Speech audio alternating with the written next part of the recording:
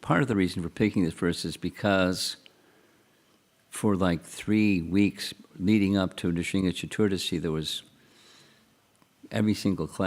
almost every single class was Prahlad's prayers and Prahlad's teachings and Prahlad and Prahlad and Prahlad. And Lord Nrsimhadev ripping Hiranyakashipu apart, and it's like, so who is Prahlad anyways? Or who was Prahlad Maharaj before he was Prahlad Maharaj? What was his life before he was Prahlad Maharaj? All I remember is while he was about to go to Krishna. While he was about to go to Krishna, he heard demon voices and thought of them instead of Krishna. That's why he done lots of past activities in that birth. So he did not become a demon, but he was born in a family of a demon. Okay. Well, thank you. I heard about the children in this community, that they're very special, and this little boy we met last night. Who were you in your previous birth?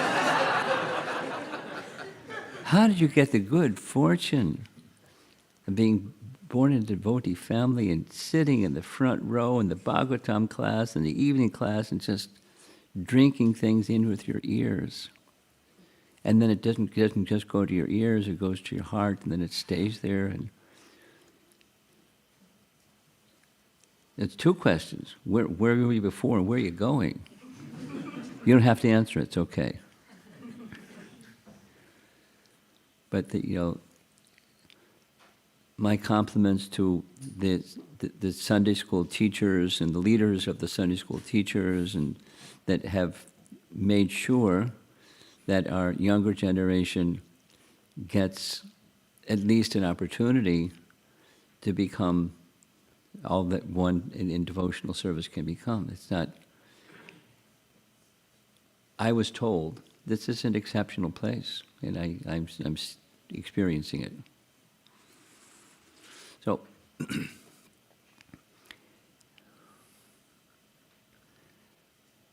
it was during this 3 weeks leading up to Nrsimha Chaturdasi, this was a question. It's a natural question.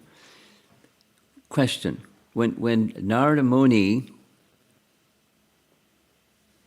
found Kayadu was being taken by the demigods, and they were going to keep this wife of Hiranyakashipu until the child was born, and then kill the child because he's Hiranyakashipu Jr. They don't want more Hiranyakashipus around.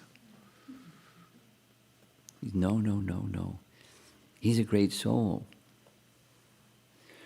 So, before he heard from Narada Muni, he was a great soul. Who was he before he heard from Narada Muni? It's a natural question. Who was he in his previous life before he was born the son of Hiranyakashipu? Well, this is an answer. And there's many, that was one of the reasons for selecting the verse. Because some of you may know, some of you may not know, in Hari Bhakti Vilas, which is a book by Sanatan Goswami and Gopal Bhatta Goswami, authoritative description, it has a different explanation.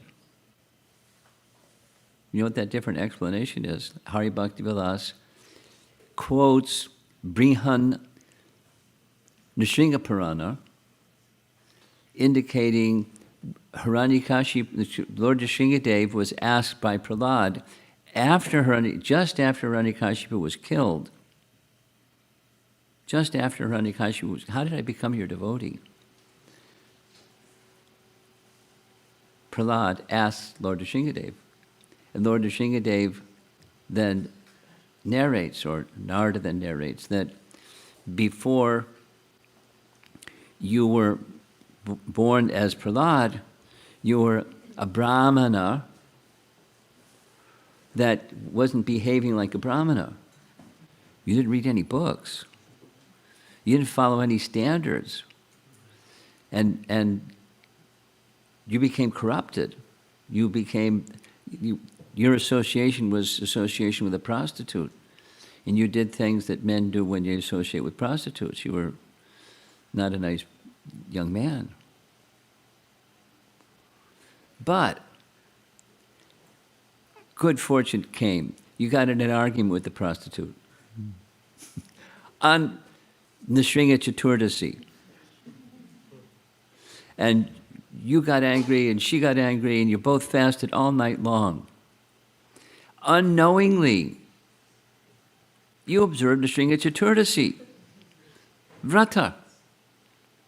And as a result, she in her next life became an Apsara, and then after that Apsara life went back to Godhead, and you became Prahlad. And after this life, you're going back to Godhead.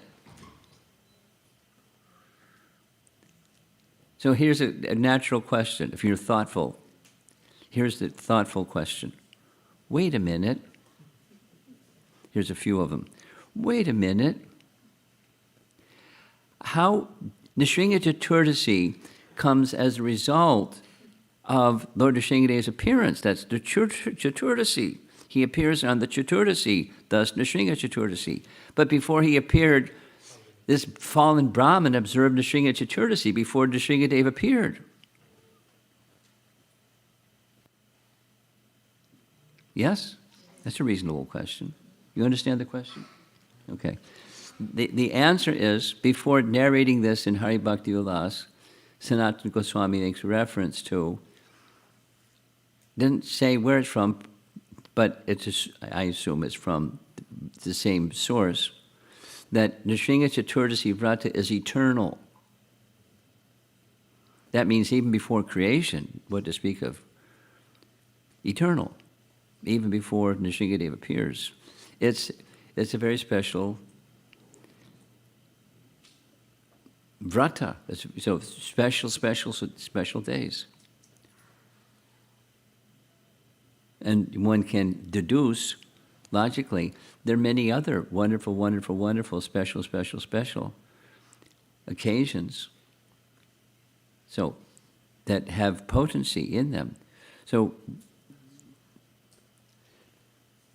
then comes the next question. Wait a minute. The Bhagavatam says this, and Brihan Nrsinga Purana says that. So if it's that, then how can it be this? And if it's this, how can it be that? That's a natural question. And then, hint, there's even more explanations from the same source. On different days of Brahma, sometimes and sometimes. And sometimes. So there's different days of Brahma, and with different days of Brahma, there's different pastimes. But this particular pastime in the Bhagavatam, I won't say, the Bhagavatam is the Supreme Court, the Amala Pramana, the topmost evidence. And so that's fine with us. And that there others say other things, that other authorized literatures say other things. It's okay, because different days of Brahma. But we like the Bhagavatam, and so he came because he was sent. And specifically, he was sent to Lakshana. It's right in the first line. Britya, Lakshana Jigyasuhu, desiring to exhibit the symptoms, the lakshana of a pure devotee. So he exhibits the symptoms of the pure devotee and the teachings of a pure devotee, and everything about, he lived the life of a pure devotee. But included was becoming a pure devotee, because it's within the purport. You read the purport again carefully, and it's that the Nitya Siddha comes to teach the way of how to become a Nitya Siddha, or how to become a pure devotee, how to become a sadhaka siddha. So he appears as if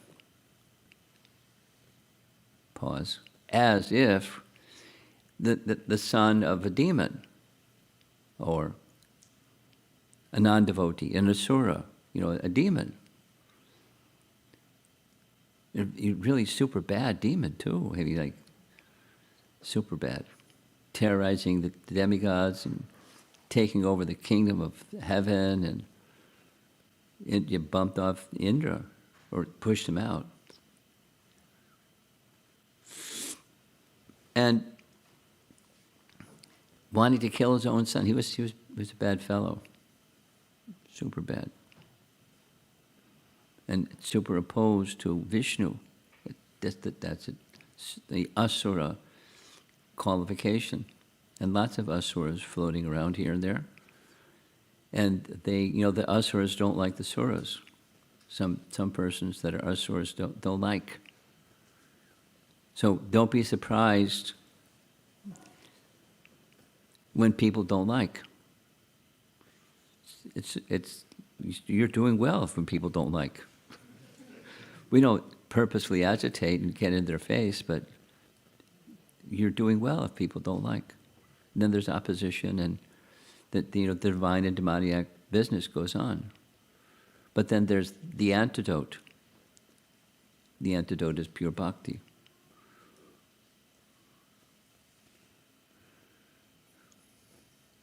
Some of you in the audience may one day become an itinerant sannyasi.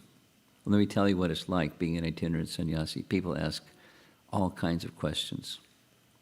And many of them are practical questions, like what do you do when da-da-da-da-da-da? The practical application. So what do you do when an asura confronts you and steps on your toe? Or et cetera, et cetera, et cetera.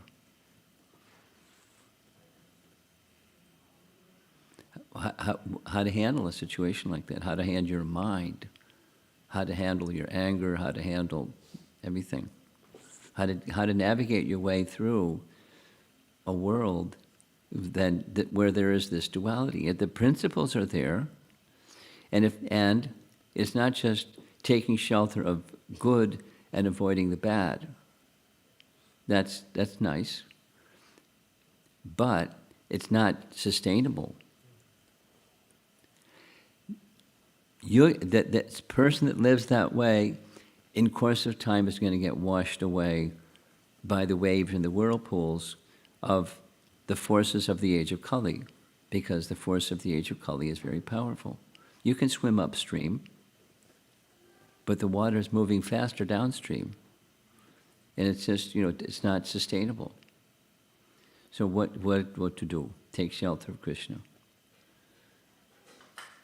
So many things like this people struggle with. What to do, da-da-da-da-da. New people and, not such new people. People that have been practicing for some time. So the material, what's the material world? Prahlad was sent, Nitya Siddha.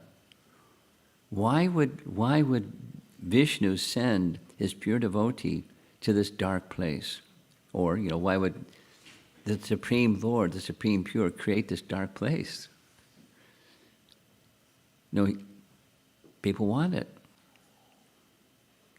He doesn't want it, but, upadrashta anumanta. And so he permits. And it's a dark place.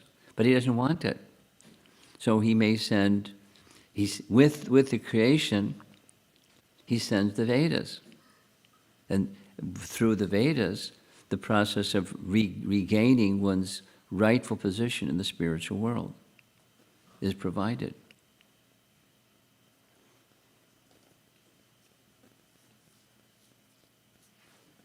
Gradual.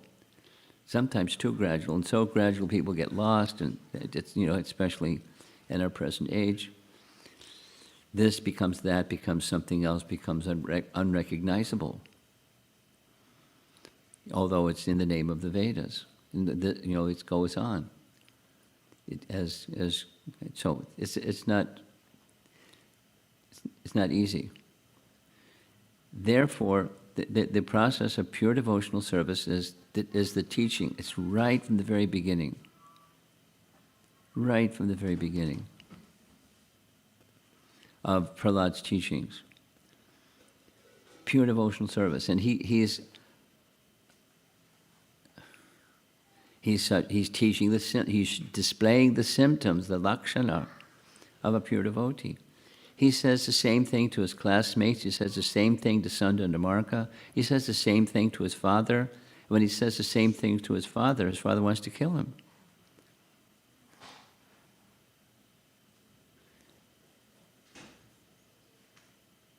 He can't kill him. So we're not Prahlad Maharaj, but he's displaying the symptoms of one who is like that. There's a very nice teaching.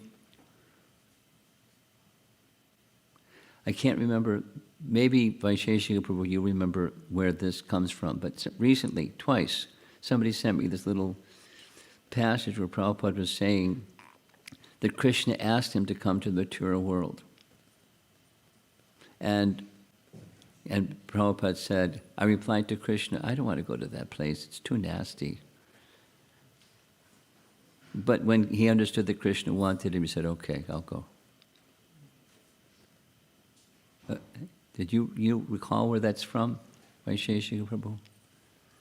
I'll see if I can find it and send it to you, Vaish, and then you can circulate it to the others. But, whether Prabhupada he became or he was a Nityasiddha, whether Siddha is Siddha, but there's an expression from our founder Acharya that he was in the same category, the characteristics. And was he intimidated? He was thoughtful, and he was careful. It wasn't like in somebody's face, but at the same time, he didn't. Anybody knew where he was coming from. He didn't hold back. Time, place, circumstance, yes, but the absolute truth always, and fearlessly. And Krishna protected him despite obstacles and obstacles and obstacles. And more obstacles.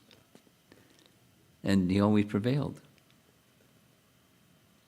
despite the obstacles. So that's the lakshana, the characteristic of the symptoms of pure devotion. We from Bhagavad Gita and other scriptural sources, we can understand what the symptoms of a pure devotee are. There's different places. Question came up yesterday about, is it possible? It's certainly possible. What's the qualification that one needs? It's identified in Bhagavad Gita in several places. In the means and what the characteristics, the symptoms of one who has those characteristics. But Prahlad is living it and displaying it through his practical life. And therefore, it's so purifying.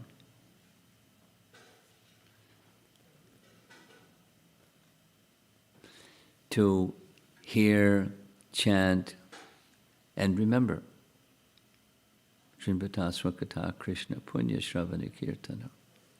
Ridyantaksto Yabhadrani Vidhanoti Saritsatam Nashtaprayeshu. So the Bhagavatam provides us, in principle and then in practice, just the sound vibration. And a phrase that Prabhupada often used, just try to understand or consider carefully. And something happens just by the sound vibration. Supposing someone doesn't understand the Sanskrit, chant the Sanskrit anyway, it's purifying. Supposing, sometimes Prabhupada would, depending upon the audience, he would lecture in Hindi. I remember one nice example. Pandal, Prabhupada, all the devotees are on the stage with Prabhupada, and seeing the audience, he started speaking in Hindi. And some devotees looked at each other and looked at each other, and they sat up. They were going to walk out. Prabhupada told them to sit down. Even if you don't understand. He knew that they didn't understand. Sit down. It's purifying just to hear the sound vibration.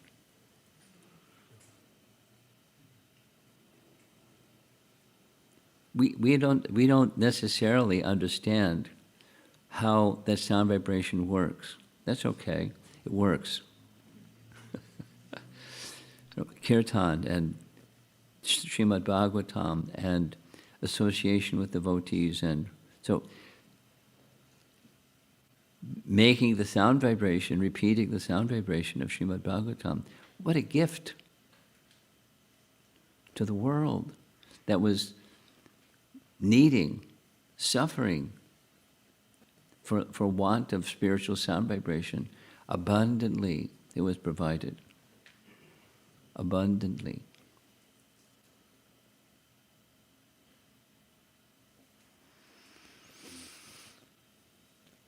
And one of the chief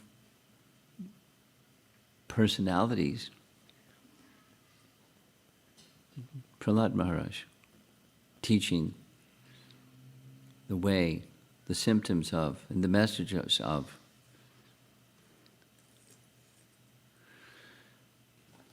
So I'm anticipating this lively audience. I mean, compliments to all of you. So many persons coming, bright eyes, Saturday morning, attending the morning program, attending the morning Bhagavatam class. I travel every now and then, maybe too much, and I'm sharing with you. I'm moved by the dedication that all of you have. So many super attentive persons, and I'm expecting some nice questions and answers. So I'll try to be polite and respond nicely to your questions, but I'm anticipating nice questions. I see a hand up over here.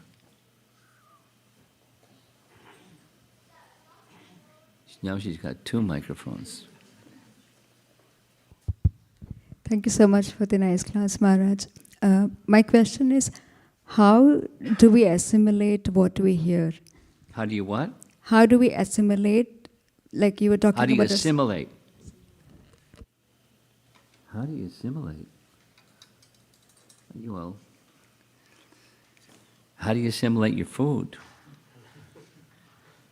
You put it in. And if your digestive system is good, you assimilate it. And you know exactly how that assimilation process works. You know, that's medical science. The spiritual science of how you assimilate the message, it's very simple.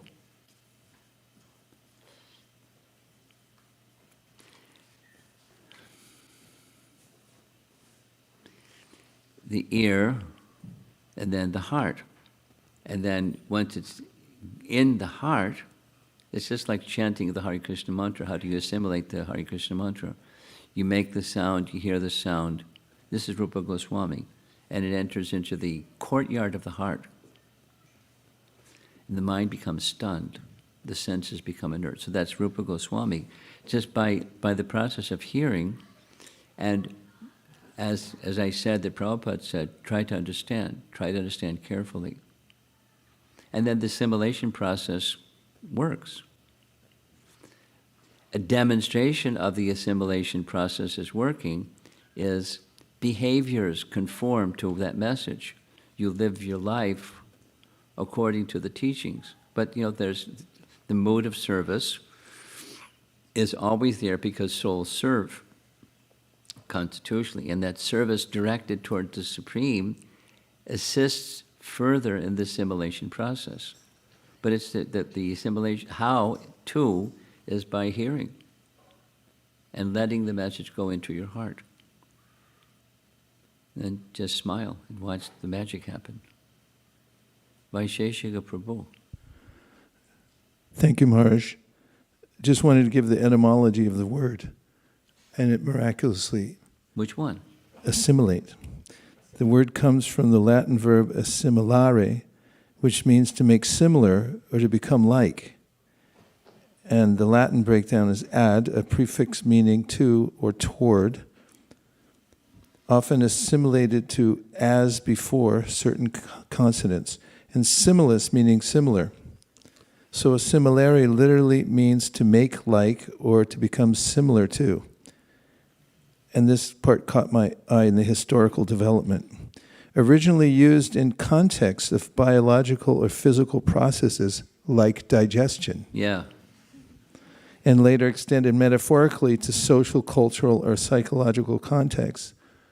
So when you said, how do you digest your food, it was spot on with the historical meaning of the word.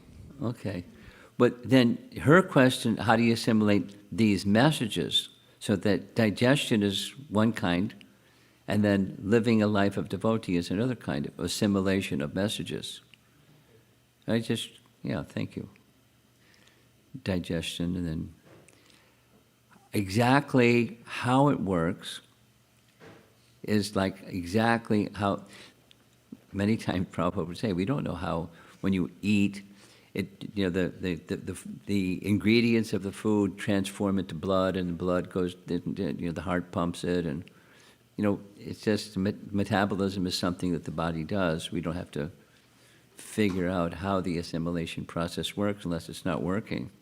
Then you go to a doctor that understands the assimilation process. But the assimilation of these messages is hearing, and hearing, and is in such a manner that it goes to the heart.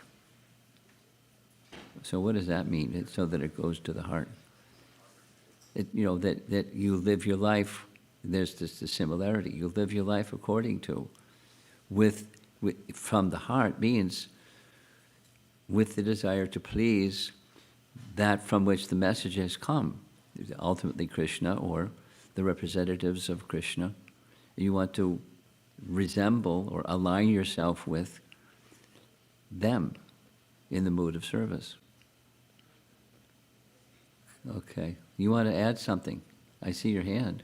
Vaisheshika Prabhu, you got the microphone. It's a question. Ah.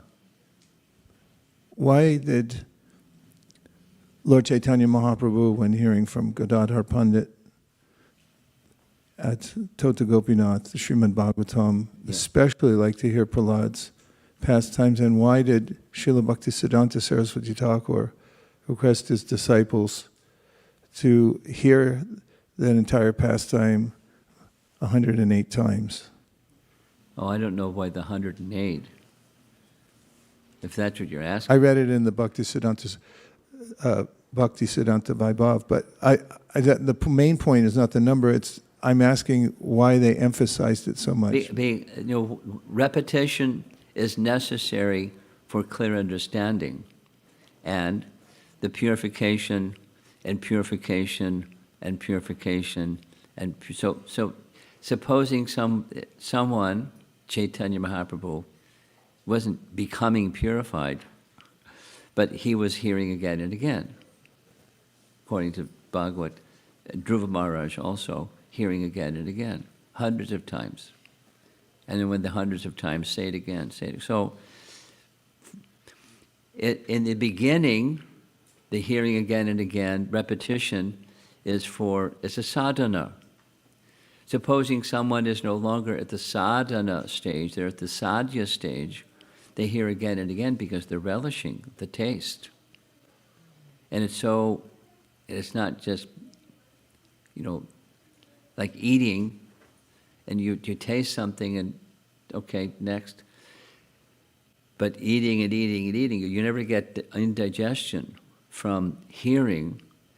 There's no, the stage of relishing transcendental topics are without satiation. You never get to the point where you're saying, thank you, but that's enough. Food is like that. That's okay, thank you. But transcendental topics is never enough. So, and what's the never enough feature? The why question you're asking. Because of the tasting through the hearing process, tasting the topics of transcendence, and specifically here, the topics of pure devotion. And it doesn't say that he liked to hear from Gadadhar Pandit, certain sections of the 10th Canto Bhagavatam. It says he wanted to hear pure devotion because it's the basis and foundation of pure devotion.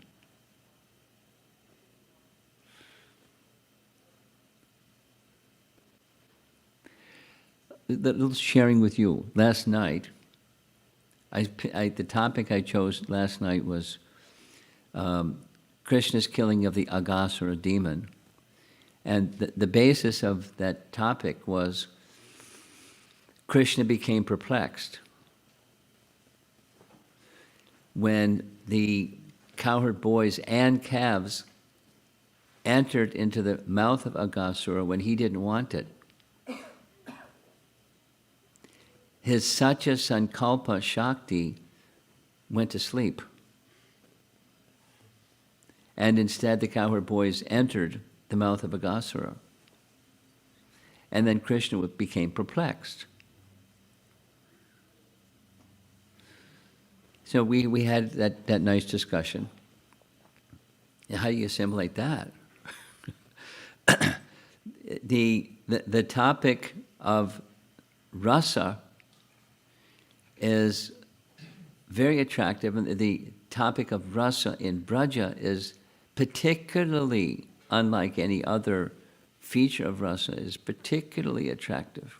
Bhakti rasa in Braja is particularly attractive. However,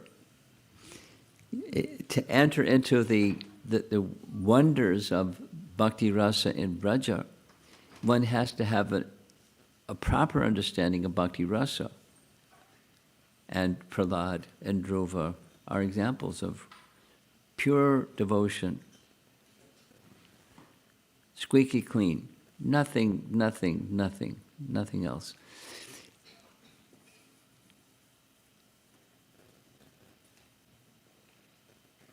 Here's a detail. A detail is at the end of this, the verse is from chapter 10. At the end of chapter 9, the very last verse in the end of chapter 9, Lord Nrsingadev said, at the end of the prayers, in chapter 9 is prayers, Lord Nrsingadev said, "You please me very much, please take benediction." Prahlad says, "Wait a minute. Don't tempt me in this way, please." And the concluding remark in the last verse of that chapter 9, the commentary explains that there's a certain language in the verse. Although Prahlad had some affinity, he didn't want it. Being embodied, there's affinity, but he didn't want it.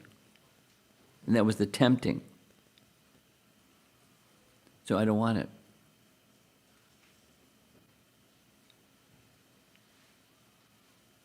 And so he's showing the way of becoming a sadhana sthita, a perfect sadhaka.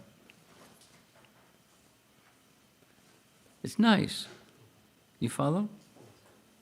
You got a puzzled look. Yeah, puzzled. I'll say it again, slowly. Prahlad is a Nitya Siddha. And Prahlad was teaching the way of becoming a sadhana siddha from the position of a Nitya Siddha. So we're neither. But teaching the way, the characteristics of. So the characteristic of becoming a sadhana siddha is, although there may be some attraction, I don't want it.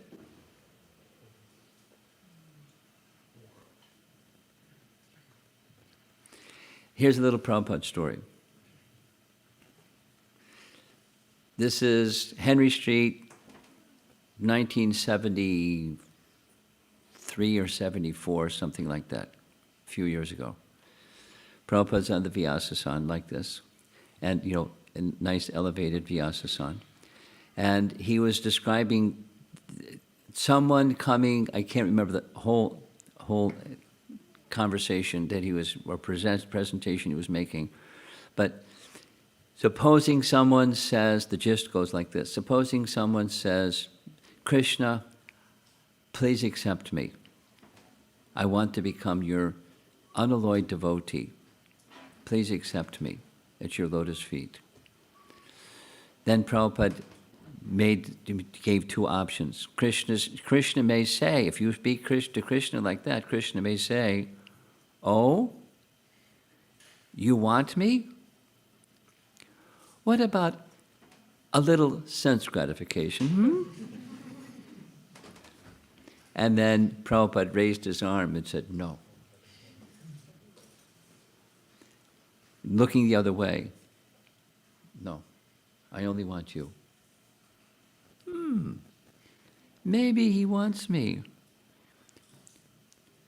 What about a little opulence? No, I don't want the, because that's exactly what Prahlad said to Lord Nrsingadev. I saw my father, he had everything. He just raised his eyebrows, and the demigods, they trembled in fear. Like that, it was gone. Please don't tempt me. No. So then Krishna may say, this is now back to Prabhupada, Krishna may say, oh, he really wants me. Let me give myself to him. So that's the Krishna examining our sincerity, which is what Nrsingadev is doing with Prahlad Maharaj. No, he's a Nityasiddha, teaching the way of becoming a sadhana siddha. It's a lens at least to look at what Prahlad Maharaj is doing, the characteristics of pure devotion. Whether it's nitya or sadhana, it's pure devotion. And the pure devotion devotee, whether nitya or sadhana siddha, they're making a choice. The same choices, the same options are there for embodied souls. Okay, there's other examples, but there's a few hands up. You decide.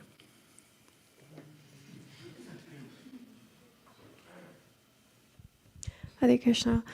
So we talked about Nitya Siddhas are people who come from Vaikuntha planets. Yeah. And then you also gave the pastime of Srila Prabhupada, who talked about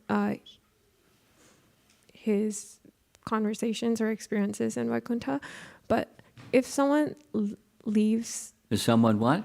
If someone leaves their body, then... Someone leaves their body. Yeah, then how do we... all leave our body. Then how do we know that they've gone to Vaikuntha? Because if someone comes, then they tell us. But then if they leave, how do we know? Could you get her? I couldn't follow what she said. She said that how can we get to know if someone has left their body? How can we tell if someone has left? Or if someone leaves their body, they have gone to Vaikuntha. They've returned back to Vaikuntha. They've gone back to Vaikuntha. How do you know where they went after they leave their body? That's your question.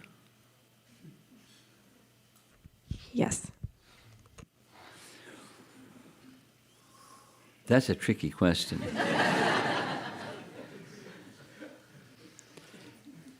Lakshana, characteristics. Someone who has and then they leave their body. Then you know by the characteristics of how they led their life. But supposing something. Then there's persons that didn't live their life in a consistent manner. They went back to Godhead. Does it happen? It happens.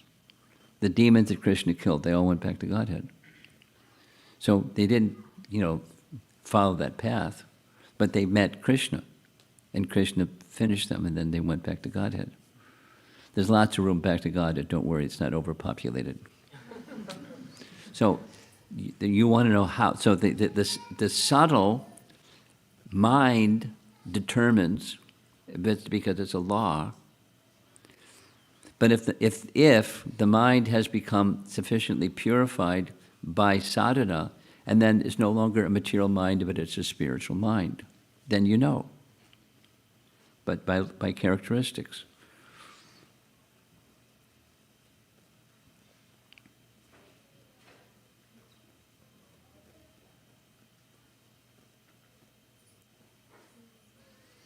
That was a very interesting question. Okay, thank you. Yes. And the bell's going to ring at 9 o'clock, right? No. No, you have till 9:30. Really? Yes, Maharaj. And if you want to go longer, we'll stay. Oh. I mean, yeah. I was on a different clock. I ended in a time. Okay. Hare Krishna Maharaj. Who's got the phone? Or the microphone? There we go. Hare Krishna Maharaj, thank you for the class. In the purport, in the last sentence says, a pure devotee therefore is a practical example for all living entities, including Lord Brahma. Yeah. So I have this question that Brahma is also counted as one of the Mahajans when we have the list of 12 Mahajans. Not only that, he's the head of our sampradaya. So, I mean, many times we see that Brahma is compared to any insignificant living being, and at the same time we see that he is a pure devotee, a Mahajan. So how do we understand this?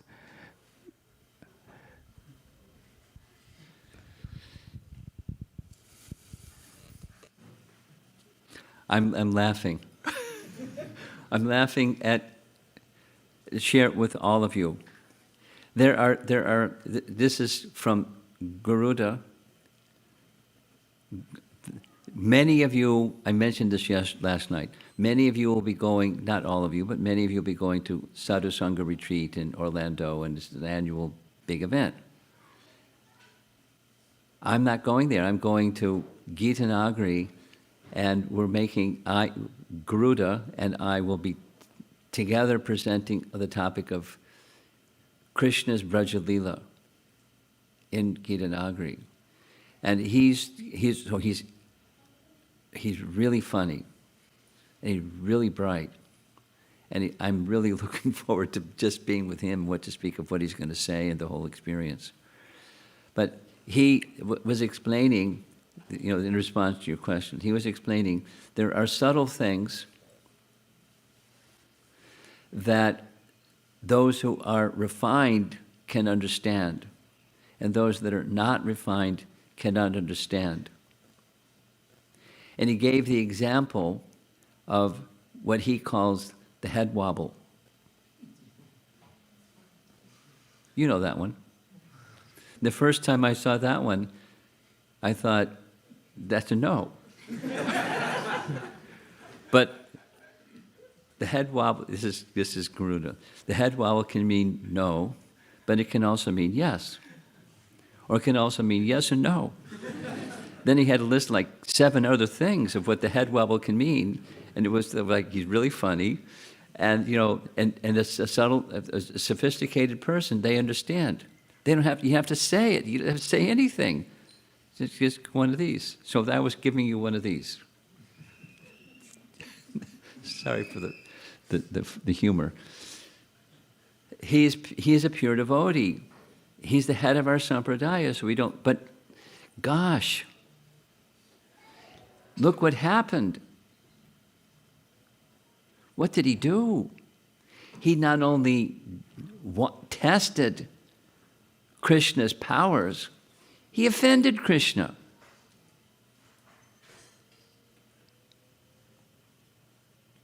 Now, how can a pure devotee offend Krishna? How can they do something like interrupt Krishna's path? They're having lunch.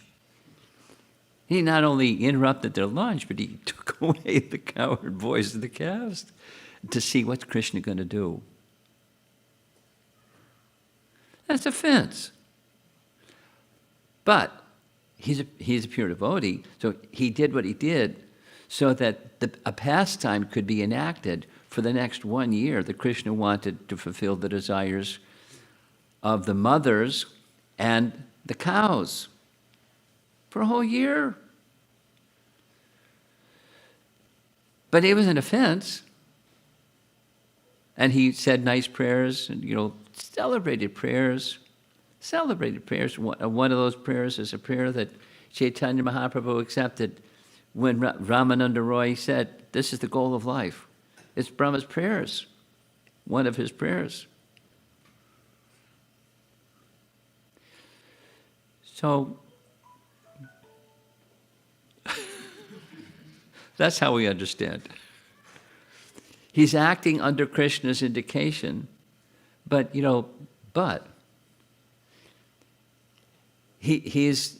in the position he's in part because he has a desire. But the desire is to fulfill the desire of Krishna, right? To create a universe. That when he's born, that's it. It sounds like material, doesn't it? Build a universe. Build a Tesla. I was mentioning that because somebody in the community here worked for Tesla. Not a popular name these days, for some reason. But so it's material. It's material. So he's building a universe. It's material, and to understand. But Garbhodakshai Vishnu wants it, so he gives him, the ingredients, the intelligence, the determination, the inspiration, the Shakti, Shrishti Shakti. But it's not in the spiritual world. He's not one of the cowherd boys.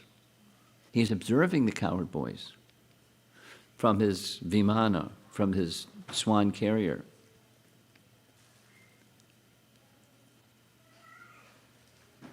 So that's this one. He's pure enough. That's another way of saying the same thing. I see your hand. There's some hands over here too. There's a hand over here too. You got the microphone. You get to say yes to some and no to some others. Who was it here?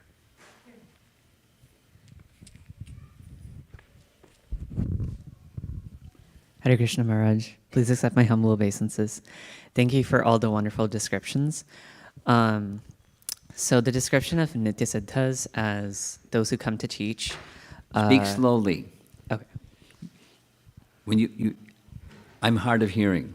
Okay. It happens when you get older. Speak slowly. So the description of Nitya Siddhas as those who come to this world to teach by example got me thinking, and I guess my question is also twofold. So are Nitya Siddhas aware that they are Nitya Siddhas? Oh. And also... there's Nitya Siddhas. So how can they be not Nitya Siddhas? He look at what he's doing. He's saying, you sent me to teach the way. So does he know? And go back in time. Did he know? He's a Nitya Siddha. He's a Nitya Siddha. Next. And so that also got me thinking, can Nitya Siddhas also teach indirectly by example? Because Of course. it reminded me of how Krishna willed Arjuna, if my understanding is not mistaken, to become confused so that he could divulge the... Yeah. Fantastic. Next. There's so many hands up, so raise your hand if you want to ask a question. She's been very determined. She's already got a microphone, too. Thank you, Maharaj, for your presence. My question is how to get the conviction that Prahlad Maharaj had that Krishna will protect me no matter, especially when it comes to other people in your life. In case of Prahlad, he even was convinced that his father was a very good father because... No, he didn't say the good father. He wanted him to be liberated, but he wasn't a good father. Yeah. Careful. Okay, thank you. I heard that he actually believed that his father wants to get him out of the material life and therefore he wants to kill him. But I was thinking, like, how do we... I never heard that one before. Okay. I don't know thank where you. you're hearing from to hear that one, but I never heard it before.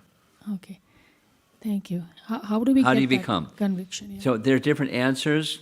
You know, sadhusanga is an answer, and mahat sevam dwaram ahor vimuktes. You know that verse? 5, 5, 2. It's Rishabh Dev speaking to his sons, and he tells them, be like this, don't be like that. Don't be like an animal. Be a elevated person. And how do you become elevated person, which is your question? Mahat sevam dwaram, gate, entryway into, is not just Mahat seva is very specific. Sadhu Sangha may think like it just come and hang out, but sevam is not just hang out. Mahat sevam dwaram ahura vimuktes. You know, the material contamination is taken away by serving the mahats. And then the next verse says, who's the mahat? So if that's 5, 5, 3, you have a homework assignment. Okay. Hare Krishna Maharaj. Maharaj, the purport mentions about Nityasiddha devotee also being not very keen to come to the material world. Reason being is I'm listening. Reason being that it has been revealed that material world is very, very painful and a place full of nasty. Yes, right word, nasty. And we just discussed about Brahma being... Yeah.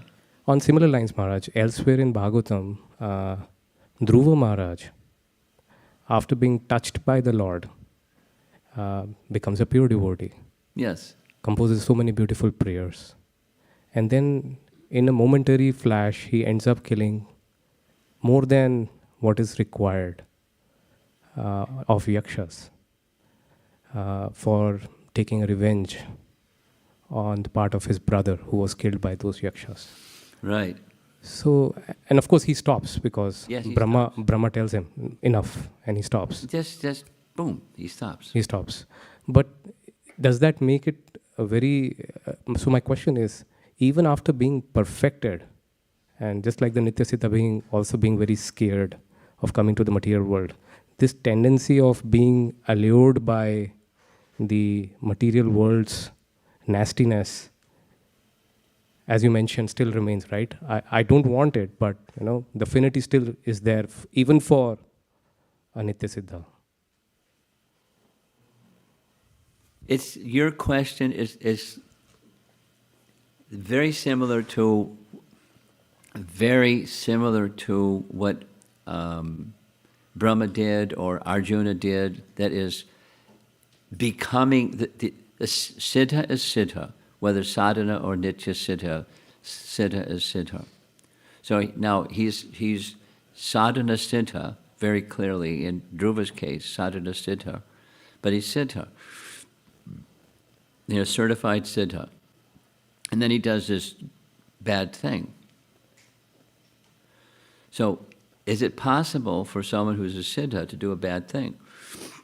Only if and only if it is induced by the personality of Godhead, by super soul, to do something, to do anything. Now, it's been a while since I've studied that pastime. I'm sure, triple sure, that there's commentary on the question you're asking. So I'm not speaking explicitly from commentary on how is it possible for a siddha to do what he did.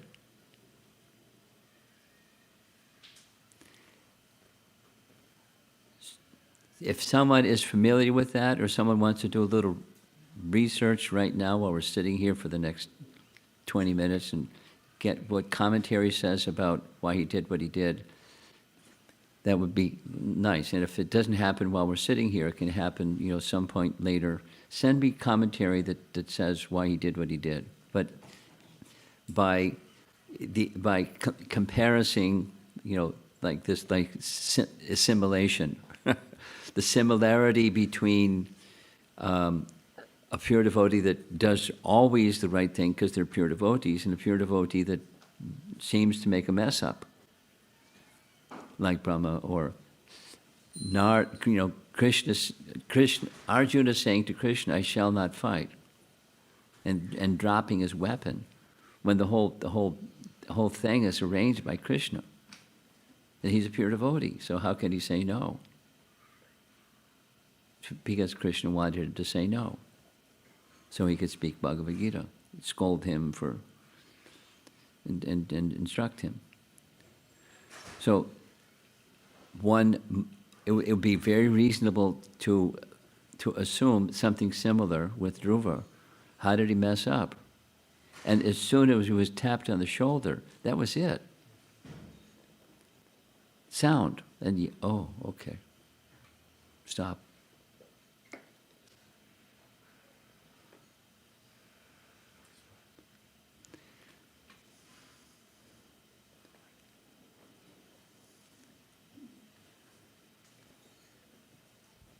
Hare Krishna Maharaj, please accept my humble obeisances. Thank you for coming down here and giving us your mercy. I had a quick question. So I'm pondering over the situation of jivas being Tatastha Shakti. They get allured both by Maya and also by Krishna, possibility. But because they're qualitatively same as Krishna, Because who is? The jiva? the jiva, Okay. therefore technically Krishna should also have the exact same nature. Krishna should have done what? Krishna should have the same nature as Tatastha Shakti, but Wait a minute. no, but I have not put my question yet. Wait a minute. I'm going there yet.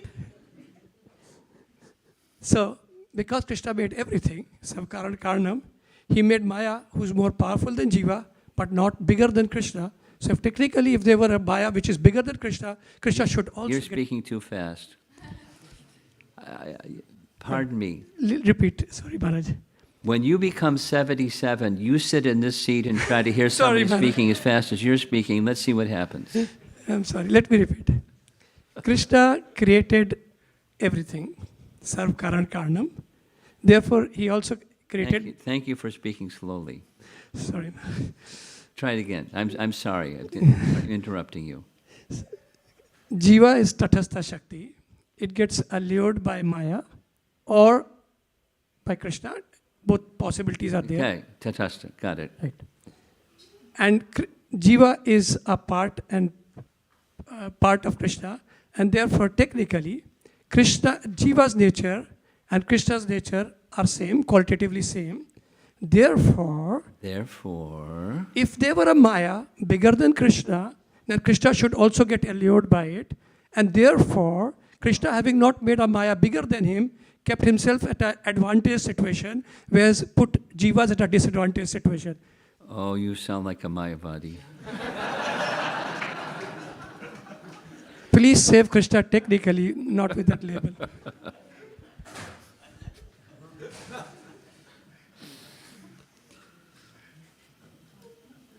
Qualitative but not quantitative. Now, qualitative in the transcendental sense, last night, were you there for last night? You were somewhere else last night. Okay. Krishna become bewildered.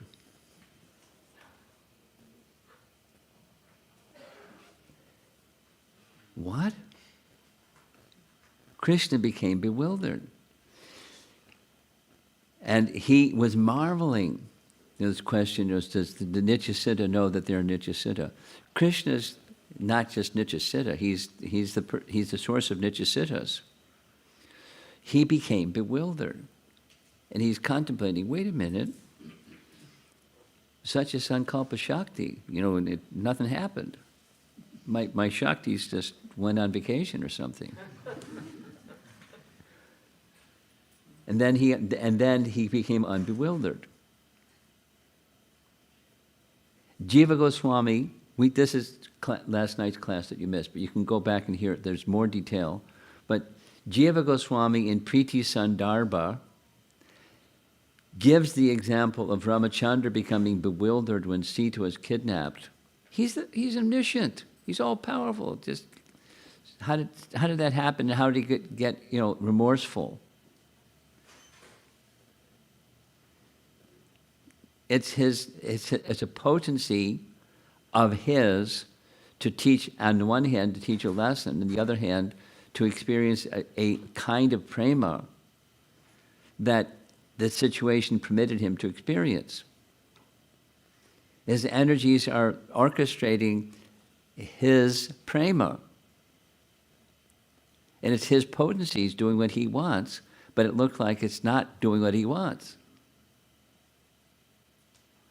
So Krishna has that capacity, but it's not like the jivas becoming allured. This is the reverted reflection of the perfect.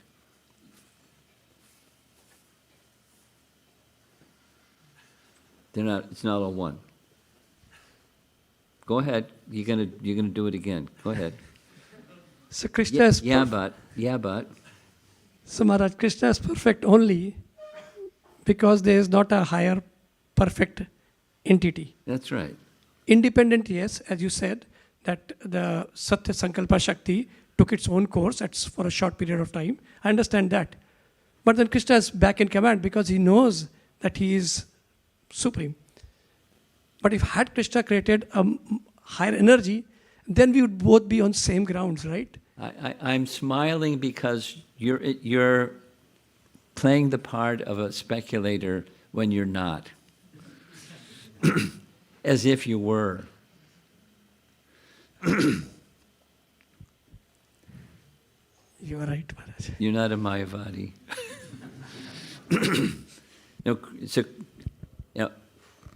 A person that goes down the path that you're trying to take us on, that's where they live. They live in the world of speculation, and that's not you. You're having fun playing with a concept, but the personality of Godhead is all perfect. So just go there, and then from that lens, look at from the lens of the all-perfect Supreme. He's enjoying. And he's enjoying pastimes. And this pastime, that pastime. And living entities don't have pastimes of enjoyment. They suffer. That's the tatastha. And he's not tatastha. He's not a shakti of, nor is he tatastha.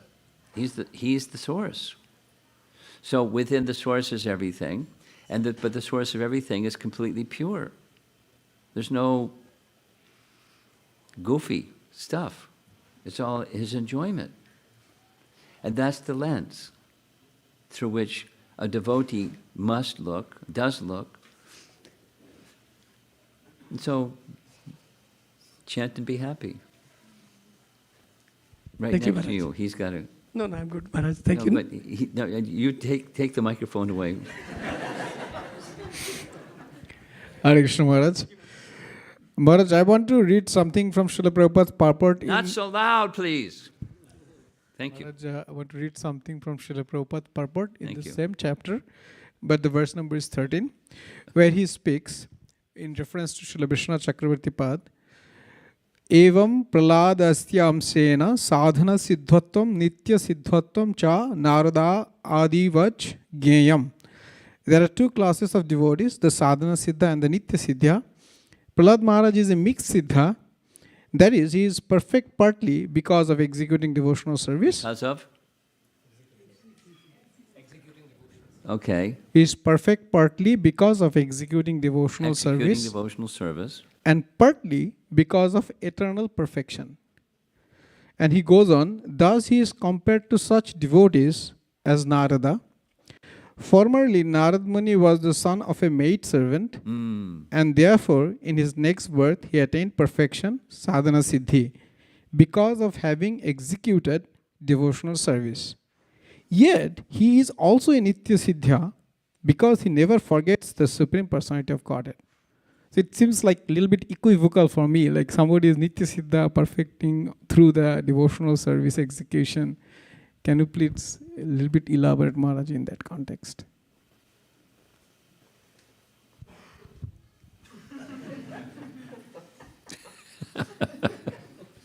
That's my answer.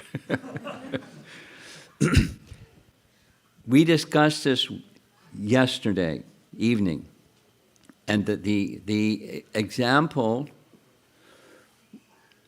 was the explanation of the question is like yes, different, but it's similar. Over here, this, and over there, that. So how do we reconcile this and that? And one answer to this kind of question is a perfected soul. The assumption is, the statement is, Prabhupada was a pure devotee. So we're not questioning, is he a pure devotee? We're questioning, over here he says this, and over there he says that. So there are different audiences and different circumstances, and a particular lens through which he wants to emphasize something. And so over here he says this, and over there he says that. I gave an example, and I'll give it again. It makes just this point. I've been reading Guru Das's memoirs, and for many years, in many circumstances, he served Prabhupada. So once in London, so Prabhupada was asking a question: how does one know that Krishna exists? And there were different questions, and some persons offered this question, that this answer, that answer. Prabhupada said, through Scripture, this declaration of Scripture is, Krishna is the Supreme Personality of Godhead. So for that pramana, that's how we know. That's the means of knowing something, pramana, epistemology. Then later, a few years later, Prabhupada asked the same question, and no, I got it in reverse. Excuse me. So he repeated something that Prabhupada said on one occasion. Then the first example was in London. Prabhupada said, because you can experience his presence. So later, Guru Das said, because you can experience his presence when chanting Hare Krishna. Prabhupada said, no. Because it's stated in Scripture, therefore you can know. And then Guru Das gives his own little commentary, which I just gave, which is, in a certain place, time, place, circumstance, something is emphasized for a particular purpose, for a particular audience, a particular circumstance. And this doesn't match that, and that doesn't match this, and so what's going on? Not like which one is right, but why is this going on? Different audience, different circumstance, different purpose to be accomplished. And that can be in his speaking, or it can be in his Bhaktivedanta purports, where he writes this and he writes that, according to different circumstance. The question was from Krishna book, chapter 2. That was this younger devotee asking this question. And over here he says this, and over there he says that, so what's going on? Yeah, Maharaj, sorry, I just want to add another thing. In Bhakti Rasamrita Sindhu also, Sri Rupa Goswami said like the 9 types of bhakti, Sri Vishnu Smarane, Parikshita Bhavad Vyasaki Kirtane, Prahlada Smarane.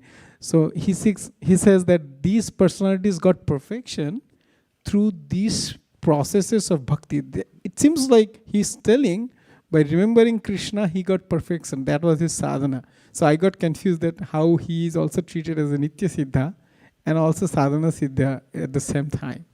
So that's my... Well, that's answered in this morning's purport, and that is the Nitya Siddha can display, this is how you become a sadhana siddha from the position of a Nitya Siddha.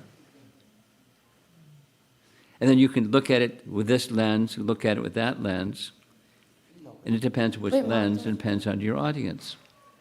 The purpose that you wish to accomplish as the Acharya. And they're both right. They're both not, either one is not right. They're both right. Just how the lens through which you look at the same situation. Thank you, Maharaj. Okay.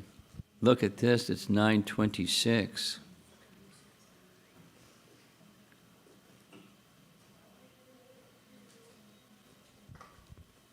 In the purport, it talked about Anyavilasta Shunyam, Slowly. and you mentioned that Prahlad Maharaj has had an affinity for something, or he Yes. could have had, Yeah. but that runs counter to what Anyavilasta Shunyam means, which is no other desire, so even the desire itself, or the affinity, would have not been pure devotional service. Yeah. Let me ask you. You ever have a toothache? Prabhupada had a toothache, and he was aware, this is a Prabhupada story, he had not had a toothache, but he had an abscess. Abscess means so badly infected his whole cheek swelled. And they wanted Prabhupada to go to a dentist. And he said, no, just give me some cloves.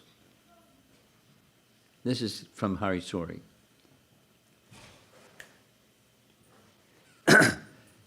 And so they gave him some cloves, and so it made his jaw even more robust because the cloves next to the abscess tooth.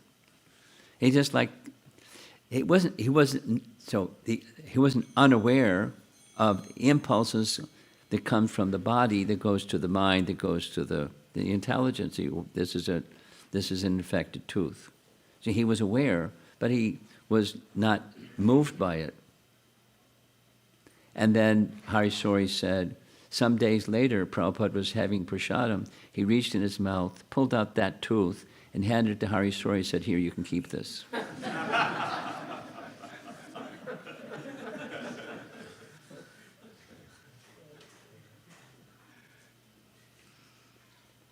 So the person that's in pure devotion, it's not like they're unaware of what's going on out there. Within their body, within their mind, they're aware of what's going on. But the bhakti is so strong, they're protected by that bhakti. And that's one of the things that comes in this Canto 7, Chapter 10. Lord Nrsingadev says, I want you to become the next replacement for your father, Hiranyakashipu. You become the king of the demons. And he not only says, and accept the opulence, he says, enjoy the opulence. But you'll be protected. Knowing that he was going to be aware and, residual, whatever it is, because you're embodied. When you have a toothache, you know it. Someone didn't have to tell you. You can tell them. So, you get the idea? Being situated in transcendence doesn't mean you're unaware of what's going on. You're unaware of what's going on. You're not attracted to it, but you're aware of what's going on. And then you know what to do. Krishna, Krishna. I mean, that's the Sankirtan movement of Chaitanya Mahaprabhu. What to do about a little sharing, and it's now 9:30. In interacting with new people, they like that you, especially when you have discussion sessions like this and interactive sessions, because that's one of the ways of teaching these days, they start to come out with stuff. And they start venting when they go down the path of stuff, and then they get angry, or they get something. They get to become an activist of one type or another. And it's like, whoa, they emotionally lose it. They're just like, they lose track of what their circumstances, and they just get caught up in this emotion. And what do you do? chant Hare Krishna. But you have to give them that answer in such a way that it doesn't just bounce. It's like, well, you silly people. But supposing there's an anti-war rally or something, we go and chant Hare Krishna. And there are going to be people that see we're chanting Hare Krishna at an anti-war rally. You useless people, carry one of these banners, and get into it. Anti-war, please. And you're just chanting Hare Krishna. But why is that? Why is it we do that? Why do people have that? Why is there war and anti-war? Why is there this and that it's opposite? The world of duality. So what to do when people are caught up in the world, causes. There's so many causes because there's so many problems. What to do? Doesn't mean you don't do anything, but chant Hare Krishna, but, distribute prasadam and chant Hare Krishna. And give teachings that teach people how to extricate themselves from duality of material existence. It has to be done tactfully and, thoughtfully and with empathy and all those nice things. But that's the solution. There's a transcendental solution to all problems, Krishna consciousness. I'm going to end. Srila Prabhupada ki jai.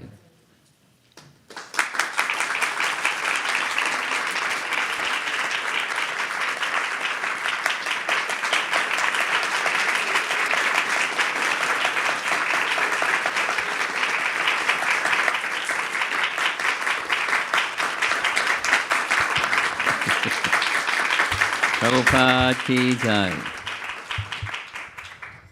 Maharaj? Yeah. Vaisheshika Das. Yeah, I see. All the way back here. I see and hear you. Could you give 3 sentences to inspire the devotees for the Bhadra Purnima? Oh, really? Just all you have to do is use your potencies. No, you're going to use 3 sentences is too challenging.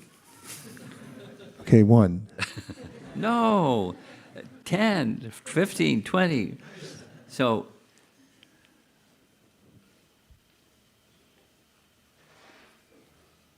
here's a Bhaktisiddhanta saying I like very much. It's in one of his books, his Bhakti Vaibhav, his excerpts from his letters. And one of those excerpts from his letters says, whenever we hear like Harer Nama, Harer Nama, Harer Nama Eva Kevalam, Kalo Nasteva, Nasteva, Nasteva Gatir Anyata. When you hear Harer Nama, it includes the other process of bhakti. It's not a standalone. We don't worship Krishna alone. We worship Krishna with Radha. And therefore, when you hear Harer Nama, you should understand it's also Bhagavad Katha or Krishna Katha. It's implicit, although explicit, it's Harer Nama, because they go together. You don't have one without the other. You don't have the other without the one. They go together. And this is our opportunity to give the Bhagavad Katha, of course, Bhagavad Gita, but Srimad Bhagavatam. And Srimad Bhagavatam. It's in this age of Kali, it is the light for this age of darkness. The light of the Bhagavad.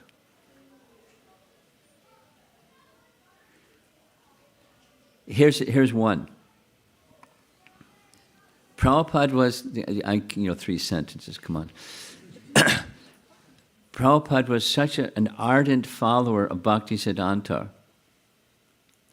that when Bhaktisiddhanta wanted some of his sannyasis at the expense of the rest of the Gaudiya Math to go to England, go to the English-speaking parts of the world, it got delayed and got delayed and got delayed because he was waiting for the book. What was the book? Sri Krishna Chaitanya. Professor Sanyal hadn't finished it yet. It wasn't available for them to carry with them on the way to go to England. So it got held up. And they came back empty-handed, more or less. So when Prabhupada was given the mission to go to the West, English-speaking parts of the world, he took Srimad Bhagavatam. Why? Because Srimad Bhagavatam is the teachings of Lord Chaitanya, the teachings of Lord Chaitanya, the teachings of Srimad Bhagavatam. And in the beginning introduction is the life and precepts of Chaitanya Mahaprabhu. That's Bhagavatam being introduced by our translator. And that was his contribution to the mission given to him by Bhaktisiddhanta. To carry the message of Chaitanya Mahaprabhu is to carry the message of Chaitanya Mahaprabhu. Is to carry Srimad Bhagavatam. That's the message of Chaitanya Mahaprabhu. So when we give Srimad Bhagavatam, we're giving the message of Chaitanya Mahaprabhu, fulfilling the instruction of our predecessor acharyas, plural. You can't do better than that. Ki jai.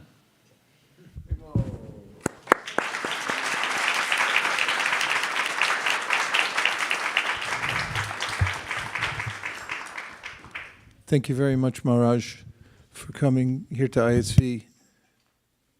We pray that you may keep us in your orbit and come back again and again. And thank you for inspiring us for Bhadra Purnima and for your example of nonstop preaching. I can't go anywhere on social media without seeing your next class. We don't know how you do it except for its spiritual energy. And we're deeply grateful for your example everywhere you go, for holding forth on behalf of Srila Prabhupada and the Sampradaya. Thank you. Hare Krishna.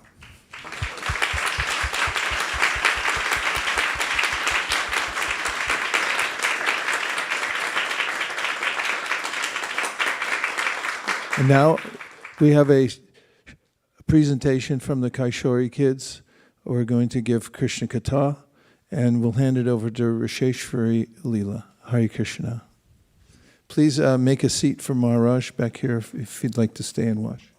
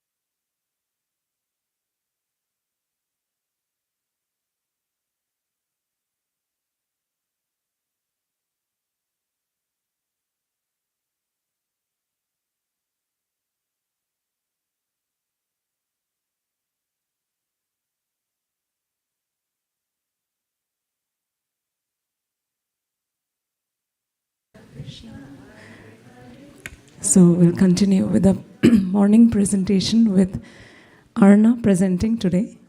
And actually, I think in some way it'll address your question, Prabhu, about Dhruva Maharaj that was asked earlier in Maharaj's class. So this presentation is actually the